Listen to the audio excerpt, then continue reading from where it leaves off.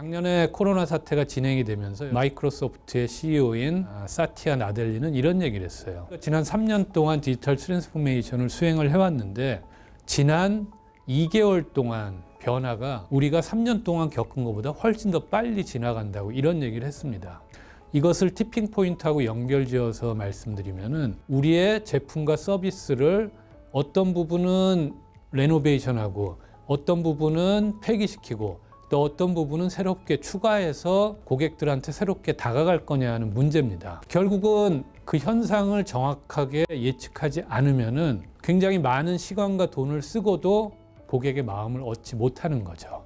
그래서 기업들이 티핑 포인트를 발굴하고 그것을 응용할 수 있는 안목을 기르지 않으면은 그 기업의 미래는 굉장히 암울하다고 할 수 있습니다.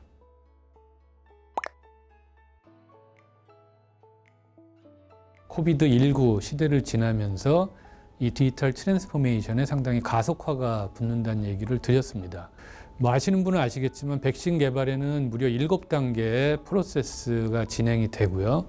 통상 10년이라는 기간이 지납니다. 근데 어떻게 이게 1년 만에 가능했을까요? 첫 번째는 4차 산업혁명으로 과학기술이 정말 급속도로 발전이 돼서 이 빅데이터하고 인공지능 기술을 활용을 해서 백신 후보 물질을 굉장히 빠르게 찾아내는 것도 있습니다. 두 번째에서는 각국 정부가 큰 역할을 했죠. 소위 말해서 긴급 사용 승인을 하게끔 패스트트랙을 태웠습니다. 임상 1기를 2개월 만에 끝나고 2상하고 3상을 동시에 진행해서 또한 3개월 만에 끝나고 1년 만에 파이자 백신이 우리 눈앞에 나타나게 된 거죠. 세 번째는 굉장히 적절한 대규모의 투자가 이루어졌다는 거고요. 코로나 백신 개발하는데 각국 정부가 보조해 준 돈이 무려 15조나 넘습니다. 이런 경우가 없었죠. 자, 여러분 말라리아 아시죠? 아주 백신이 없습니다. 여러분 잘 아시는 에이즈, 창궐한 지 40년이 지났지만 백신이 없어요. 왜 그럴까요?